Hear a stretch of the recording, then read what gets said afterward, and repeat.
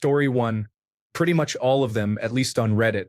It's like people enjoy a thing, then they go to Reddit to find other people who also enjoyed it, and once you get to a certain number in that group, it turns toxic, nitpicking, and hyperfixated on complaining about everything related to it. Story 2. Barb's, Nicki Minaj, harassed a girl, minor, whose husband or brother raped her. They are both sexual predators. She encouraged them to mess with Megan Thee Stallion's mother's grave. Story 3. Scene? Probably BTS, Nicki Minaj, or Taylor Swift. They're just too big, with too many fans that act overly attached or delusional. Interacted with? Voltron. I was shocked to see a community I enjoyed turn into such a troubled environment in the span of only a few months. It was such a rapid descent into madness and hostility that it caught me off guard. Story 4. Star Wars. Fans literally hate and criticize each other for having different opinions on various topics. There's a group on Facebook called Non-Toxic Star Wars Fans, and they do not tolerate inappropriate behavior. They will remove anyone who is being disrespectful. Story 5. This is coming from a former Blackpink fan and a current K-pop enthusiast. Blackpink fans, once I made a typo and forgot an O in Jisoo, and I got about 40 replies to my comment telling me I wasn't a true fan because of it. Also, the fan wars are intense. If you try to give anything but positive feedback to Blackpink, you will get criticized. They also think that Blackpink is the most talented group because they are so famous and constantly believe other groups are copying them. And don't even get me started on the solo fans. Story 6. A lot probably worse, but in the anime sphere, I'd say One Piece fans are underrated for their toxicity. I've had many arguments with fans who say it's absolutely impossible to dislike One Piece if you've watched it. They're convinced it's so perfect that anyone who dislikes it has never actually seen it. Meanwhile, I've seen over 500 episodes and read the manga, caught up, and still dislike it. They have two main strategies. Discredit you by saying you haven't watched it or point to numbers, mainly manga sales. You could be critiquing the writing for a specific arc or character, and you'll get, but it's the highest selling manga ever. It has zero flaws. Story 7. Fans of the Larry Stylinson shipping harassed Louis Tomlinson's dying mom for spending too much time with her grandchild because they were sure it was not his actual child. Story 8. I worked in a certain fandom-heavy retailer for 2.5 years as an assistant manager and can confidently say that as a whole, Rick and Morty fans were the worst. They had an air of elitism because they got the show, and anybody that didn't was low intelligence. Some of the older men, age 35 and up, would constantly hit on myself and other female staff members, ages 18 to 22, despite being shut down multiple times. One guy in particular had terrible body odor and no sense of personal space. I have a big personal bubble and told him so, to which he said, okay, and immediately went back to standing as close to me as possible. I had never seen an episode before I worked there and didn't want to after dealing with those scumbags. One regular, ironically named Rick, was super chill though, and told a dude to leave in no uncertain terms when he was being a creep towards a younger associate. It was a very nice moment. Story 9. In K-pop, the number of idols who have committed suicide is just sad. In general, fans in this industry are downright crazy. According to the fans, idols are not allowed to live a normal life and get literally canceled for mistakes they made, like being in a relationship. They get threatened with the destruction of their careers. Like, what the heck? Story 10. Hardcore Taylor Swift fans are terrifying. If you say that you find a handful of her songs to be just okay instead of earth-shattering masterpieces, they will eat you alive. Story 11. The Supernatural fanbase has driven 3 of the main guest stars off social media. I know it isn't all the fans. It's sad it gets to that level with anyone, though. Story 12.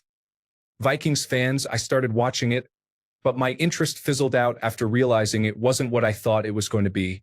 As it went on, guys I knew were talking about how the grape scene is how it should be. People became absolutely obnoxious about it, and a few guys even tipped into the Vikings being pro-white crowd. I just find it all repulsive now. Story 13. God. By whatever name. I am not an atheist by any means, and I find wisdom, guidance, and beauty in almost all of the major belief systems. However, zealots in almost every organized religion invariably display their piety by proclaiming, We're number one. Everyone else is inferior, and anyone who says otherwise or doesn't care must be opposed. As if it were a high school sports rivalry, but without any requirements for good sportsmanship and decorum. Story 14. I've given it plenty of thought. The Swifties are definitely up there. When Rihanna was perceived as more popular, they immediately devolved into calling Rihanna fans a derogatory term on social media. It's among the worst they've done, but I am pretty sure everything else is well known about the Swifties by now. Story 15. Maybe not that bad in the scheme of things, but the online Dungeons and Dragons community was pretty unwelcoming. Hey, what about this idea? It's not rules as written, scrub. Story 16. Star Wars, no matter what era, there are always people who complain. The original trilogy had a lot of complaints. The most I can think of is the repeated changes of Han shooting first, but I don't have experience there, so I don't know. I also know people were not fans of the Ewoks, but I'm sure there were more issues people had. The prequel trilogy got hated greatly, especially The Phantom Menace and Attack of the Clones. Not to mention the death threats and bullying towards Jake Lloyd, who was 10 years old, and Ahmed Best, which the latter almost took his own life, which no one should experience. The sequel trilogy at this point needs no explanation, but if you decide it's a good idea to bully the actors off social media due to a character they tried their best to work with, then something is really wrong with you. I know Disney is not perfect by any means, but I'm just disappointed that there's so much negativity in the fandom. I feel like it has gotten so bad it has affected other fandoms as well. In my experience, the Marvel Cinematic Universe. It's just hard to be a fan of something nowadays. Story 17. Star Wars fans hate everything. The Harry Potter subreddit is full of people who hate the films but love the books. Most video game forums of popular franchises are full of people who either find every reason to hate every aspect of a new game or, on the opposite, just ultra-positive fans who can't accept criticism. I think YouTube doesn't help when you get people who make money off misinformation and slander. Story 18. Star Wars, and it's not even close. I'm a huge Star Wars fan, but as a whole, the fanbase is unspeakably toxic with a long history of viciously bullying actors. Story 19. Star Wars fans. Anything that is different from the original trilogy or tries to expand upon the universe is criticized. We had the opportunity for brand new stories to be told outside of the Skywalker narrative, but no, adult fans had to go and ruin it. It is the single most toxic fan base I have ever seen. I love everything Star Wars. Clearly, I'm a minority when it comes to online fans. I just don't understand why a pop culture phenomenon has to be ruined by negativity. Story 20. Alex Jones's Info Warriors, viewers/fans, spread dangerous lies that resulted in significant harm. 1. Sandy Hook school shooting. Jones falsely claimed that the murdered children and family members were crisis actors. This led to his fans sending numerous death threats to parents who lost their children. One family had to move 7 times. Pizzagate. Jones falsely accused a specific family pizza place of having a child torture basement, despite it not even having a basement. One of his fans fired a gun at the pizza place, but fortunately, nobody was harmed, and the shooter was arrested. January 6th. Jones was a prominent voice spreading the false narrative that the 2020 election was stolen. He attended the January 6th event, and one of the hosts he employed was sent to prison for breaching the Capitol grounds. Story 21. I made some t-shirt art for myself with some of my favorite games and shared the results and graphics for anyone interested in having their own. I like my designs to be a bit unorthodox in interpretation, so they require a bit of insight. I made this one abstractly about the hurricane kick, not the mainstream Hadouken. While the Quake, Doom, and Star Fox communities enjoyed my sharing, the Street Fighter community complained as if I had done something terrible. There were so many downvotes that I ended up deleting the post entirely. Good riddance. Story 22.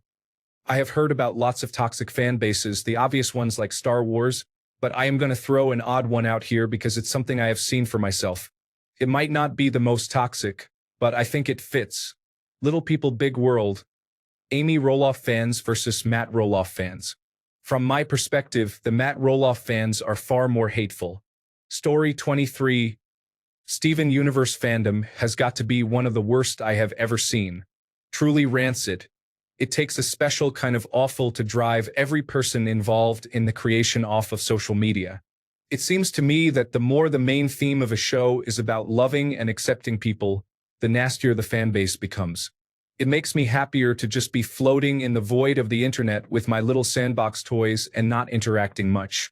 I was a little too young to see it myself at the time, but I have heard horror stories about Glee as well. Story 24, Dream SMP. Thankfully, things have settled a bit, but when that first became popular, the internet was chaos. Shipping YouTubers with YouTubers, stalking, harassing people, and sometimes even being encouraged to do so.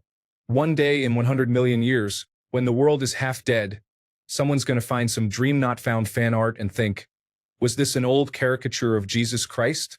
Story 25. Personally, in my experience, it's a tie, but for different reasons. Pokemon fans only like games once they feel nostalgic. They complain about and criticize anyone who likes modern games. I have to avoid the Pokemon subreddit every time a new game comes out because I'm just happy to have a game to enjoy while the vocal minority complains about everything possible. Second, Transformers.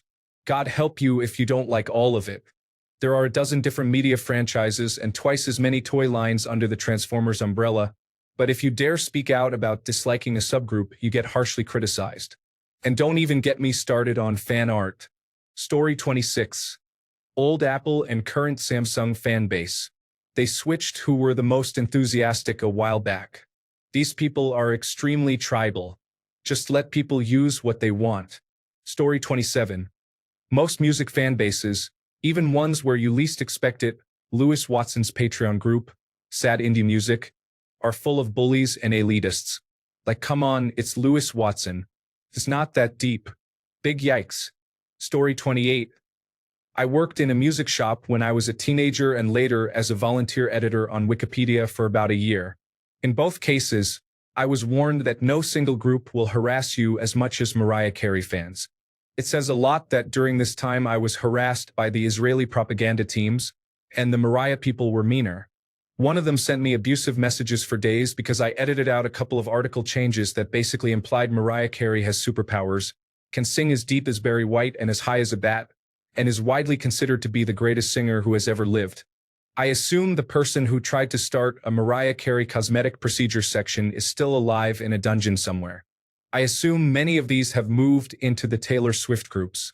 Story 29. K-pop fans are very possessive, so much so that sometimes I feel it is frowned upon for an idol to have a partner. There was an idol that many fans wanted to remove from the group because he got married and had a daughter. In addition to the criticism that these idols receive for not following beauty standards, I feel that many fans meddle in the idol's private life, and there is no clear limit. Story 30. Rick and Michonne shippers from The Walking Dead. I literally just found out that if you do not really like Rick and Michonne as a couple, or do not enjoy their son RJ, they come at you hard for being a racist and are having unresolved daddy issues. Laughing out loud. Story 31. Sex education fandom. They don't know the meaning of the word. Logic.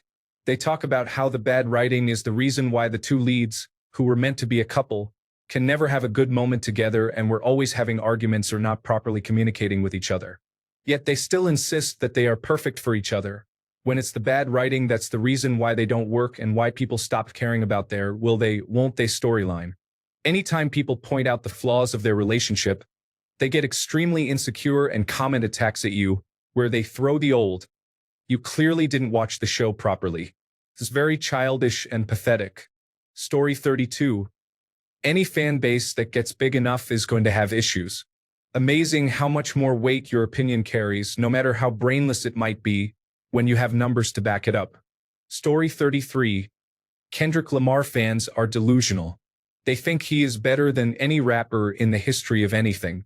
You cannot have an objective argument with their fans despite him being absent from music for so many years prior to recently. Story 34. Swifties. They can't handle anything negative about her. I'm sorry. I find her writing and music to be like that of a 16-year-old girl who dated a guy for a month and became obsessed. Story 35. Adult Bluey fans. They buy multiples and resell any merchandise, so others can't find them for their children. They have debates about What did that mean in this episode? They call each other names if you don't know something about Australian culture or the background and blood type of each of the actors in the show. Every fan base has them, but this one's been the craziest I've seen. Story 36. The Last of Us fans, or should I say anti-fans, who liked the first game but can't stand that part 2 in the show weren't molded to fit their every wish and desire, insist on criticizing everything about it any chance they get, rather than just move on, still claiming to be fans. They often completely ignore the themes of the story that are linked and relevant to the first. It's been years, and they'll still complain about Joel's demise or how a strong woman is unrealistic or how they don't find Bella Ramsey as attractive as the fictional 14-year-old character they play. There are certainly a lot of bullies in the fandom, not to mention them complaining about a woke agenda anytime a person outside of the straight and typically attractive norm just exists. That being said, there are now 1 or 2 groups that specifically block people like that, and it's refreshing.